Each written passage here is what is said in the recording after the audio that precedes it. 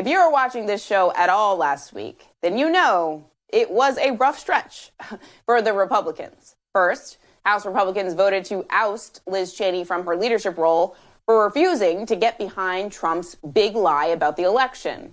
And then, during a hearing in the House Oversight Committee, Republicans made a series of absurd comments about the January 6th insurrection. So was January 6th an insurrection, or could it be more accurately described as a mob of misfits? There was no insurrection, and to call it an insurrection, in my opinion, is a bold-faced lie. If you didn't know the TV footage was a video from January the 6th, you would actually think it was a normal tourist visit. So yeah, last week was a little weird for Republicans in Congress. But then on Friday, Republican leaders joined together and said it was time to unify. House Republicans are very unified in confronting the challenges facing this country. We're going to work on those problems every single day in an even more united way. We are unified, working as one team, and the American people know that the stakes are incredibly high. We are going to fight for them each and every day. This is about being unified. So, how's that going? Well, tonight, the House will vote on legislation to create a commission to investigate the January 6th insurrection. And Republican leader Kevin McCarthy will vote against the legislation despite sending a member of his own conference to negotiate the bill on his behalf. We don't yet know how many Republicans will buck McCarthy and vote in favor of the commission, but Democrats can pass it on their own. In the Senate, though, the bill's chances do get a whole lot murkier after we heard this message coming from Mitch McConnell. After careful consideration, I've made the decision to oppose the House Democrats' slanted and unbalanced proposal for another commission to study the events of January the 6th. Senator McConnell's decision came just 12 hours after Donald Trump released a statement writing in part, Republicans in the House and the Senate should not approve the Democrat trap of the January 6th commission. Hopefully Mitch McConnell and Kevin McCarthy are listening. Well, it seems McConnell and McCarthy are listening to Donald Trump. The question, though, I have is why? Because we all saw what happened on January 6th. We saw the destruction and the horror play out live on television. And these lawmakers were the ones who lived through it. Now they want to pretend like it never happened. Starting us off tonight is Democratic Congressman Ruben Gallego of Arizona. Congressman, thank you so much for joining us tonight. Thank you for having me. What are your thoughts on today's vote, and how many Republican votes do you actually expect to get? I don't know how many Republican votes we expect to get. I know how many we should get. We should get all of them. This is a unified threat that happened to our country. There was an insurrection that nearly toppled our democracy. And if you looked at the actions and the words of Republicans that night, even Kevin McCarthy, so far as blaming Donald Trump, you would think that you'd have some level of responsibility and accountability that Republicans want to have, and they're not. And they've totally abandoned this because they rather win elections. They believe that the only way they can win the future is with a Trump base than to actually try to preserve democracy. And it's a sad, sad statement. I mean, Kevin McCarthy, absolutely, if he had a spine before, now totally has lost it. I mean, he's getting down to a couple of very small vertebrae at this point. I mean, last week, the Republicans were all about unity. You saw that message of them on Friday, the clip of the three leaders talking about how they're coming together right after they kicked Liz Cheney out of leadership. But it appears that gamut didn't work. From your perspective, what's the state of the House GOP right now? And from your view as somebody from the other side of the aisle, are you concerned that they're not right in this moment a viable political party in opposition to policies Democrats may propose? Look, you have to start questioning who you are as a party when Marjorie Taylor Greene, Matt Gaetz, and Lauren Boebert are your major stars of that party and are considered the rising young guns, right? That's a very scary situation you're finding yourself in. This is not really a political party. This is a party of persona, right? It basically is a cult of personality. And they don't really care about politics anymore. It's basically whether you can appease the master, and that's Donald Trump.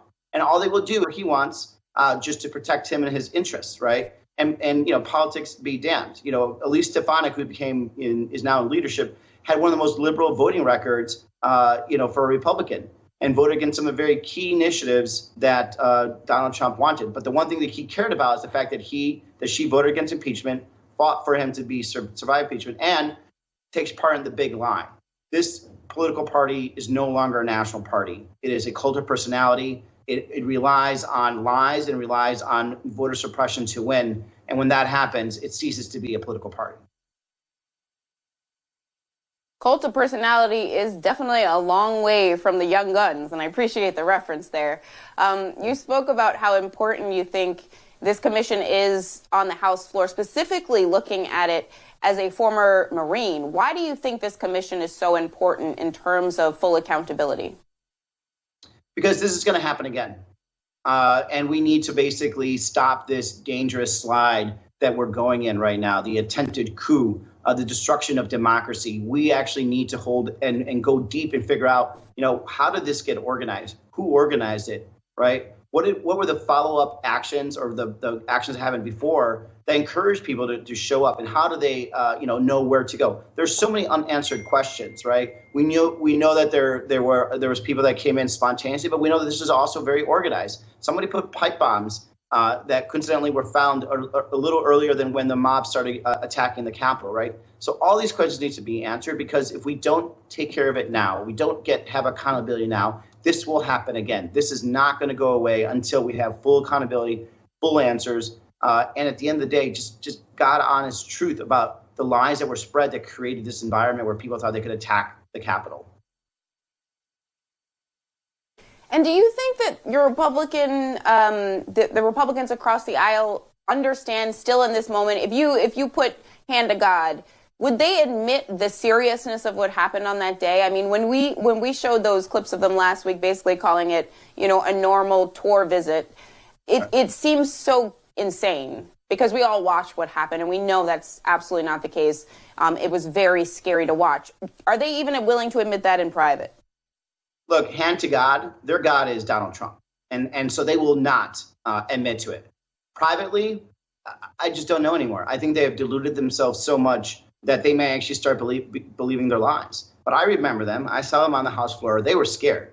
I've seen scared men and women in war, and they had the same face that a lot of the men and women I served with, a lot of the men that I served with had. So trust me, that day they were scared. Now I think maybe they're just more scared of Donald Trump and the Republican base of the party that really follows him.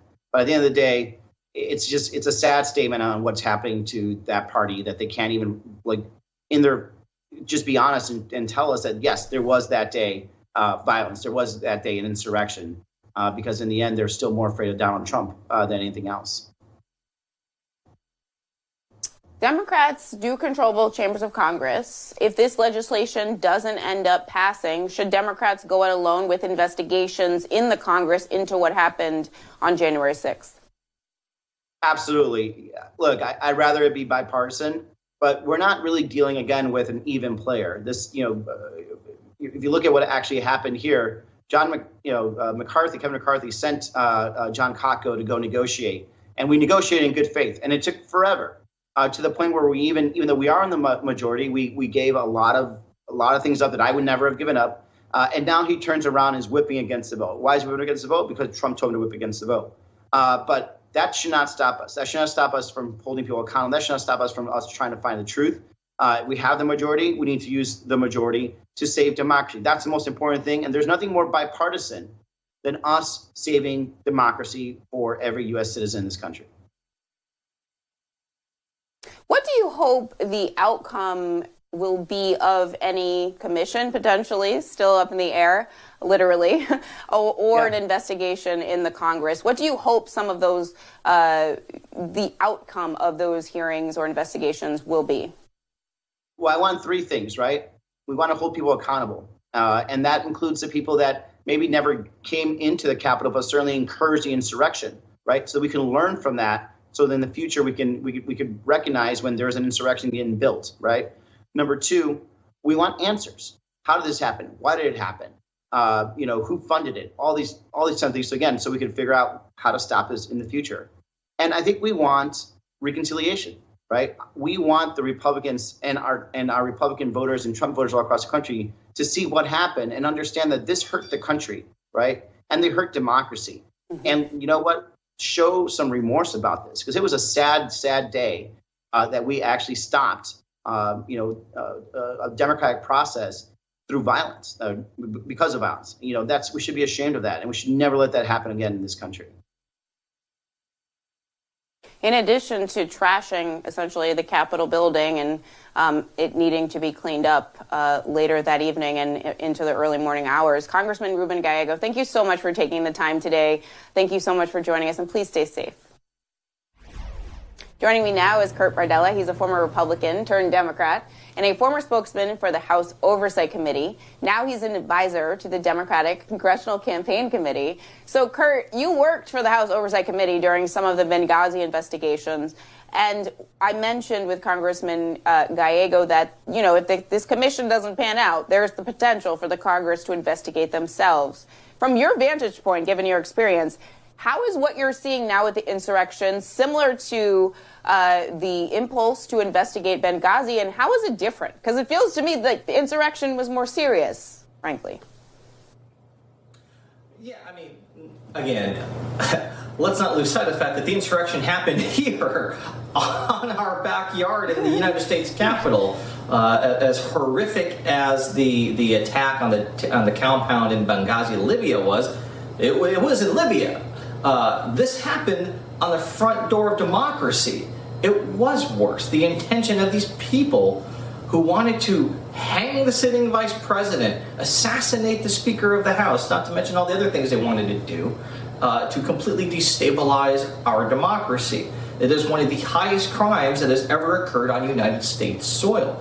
I remember after the Benghazi attack, which was September 11, 2012, Republicans were literally foaming at the mouth to investigate this and put this on the doorstep of then Secretary of State and presumptive Democratic presidential nominee Hillary Clinton, to the point where they investigated this for the better part of 5 years. At one point, there were 10 congressional investigations going on here, and then they created their own select committee to investigate it, something which Hillary Clinton was dragged in front of Congress, testified for 11 hours, and ultimately, Kevin McCarthy admitted on Fox News to Sean Hannity that this was all a sham, that this was all about dragging down Hillary Clinton. And so it's rich to watch Kevin McCarthy and these Republicans now say, oh, we can't investigate January 6th, or it might interfere with ongoing affairs. It's duplicative. We don't need to do this. It's like, are you kidding me? If I'm the Democrats, if Republicans vote down this commission, this bipartisan commission with equal members who have equal say, if this doesn't happen, then Democrats should turn around, start their own committee, a select committee just like Benghazi, stack it with Democrats, give them unilateral subpoena authority, have some depositions, hold some hearings, get some documents, and haul Donald Trump's ass in front of the committee and grill him for 11 hours. Let's see if he can do it for 11 hours. I mean, one of the fascinating things about that testimony, if you go back and look, at the time I remember saying it was a masterclass in how to deal with mansplainers, because there was a lot of moments where the senators were mansplaining, frankly, and she would be like, yep, and she would be flipping the pages in her notebook and pretending to pay attention. It was amazing. Go back and watch it. It's quite entertaining. Kurt, you've spoken recently about how dangerous the GOP is as an anti-democratic force right now, and I think that's an important frame for this conversation, because it's not that they're anti-democratic party. It's that they are acting in a way that's anti-democracy. Is there a path out of this for the Republicans? I don't think that there is. One of the questions you just asked Congressman Gallego was, what is the Republican Party? It's like, what do we call them? Who are they? And I keep thinking back, the definition of domestic terrorism, according to the FBI, violent criminal acts committed by individuals and or groups to further ideological goals stemming from domestic influences such as political, religious, social, or racial. Gee, does that sound like anybody that we know? Sounds like people who sit before a committee hearing and characterize an insurrection attempt as just another day at the tourist office. It sounds like these congressmen who are tripping over themselves to try to rewrite history of what actually happened on January 6th. It sounds like Kevin McCarthy and Mitch McConnell who don't want to see a bipartisan commission to investigate what happened on January 6th. I mean, at this point, they might as well be the getaway driver for these Democratic arsonists, because that's really what they are. They are making excuses. They are apologizing. They are doing everything that they can to make what happened on January 6th okay. We had a member of Congress sit at this committee hearing last week and call these people patriots, accusing the FBI of profiling and harassing patriotic citizens. What they are doing when they do things like this is sending the message that it's okay. In fact, we should have more of this. You should exercise your rights and come to our Capitol, break down doors, throw things at police, attack violently, try to murder police and members of Congress. They're saying that that's okay. And I'll tell you, if this keeps going, where this ultimately ends is with another violent attempt. And this time, something tells me they're going to show up and have a bunch of automatic rifles and weapons. It's a really scary hypothetical scenario, but also we've already lived through violence, and so how hypothetical is it really in this moment? Kurt Bardella, thank you so much for being here. Hopefully we never have to speak about a violent insurrection again, and there will be real accountability. But we'll have you back to discuss in the event that this commission is not formed and the Republicans become even more anti-democratic.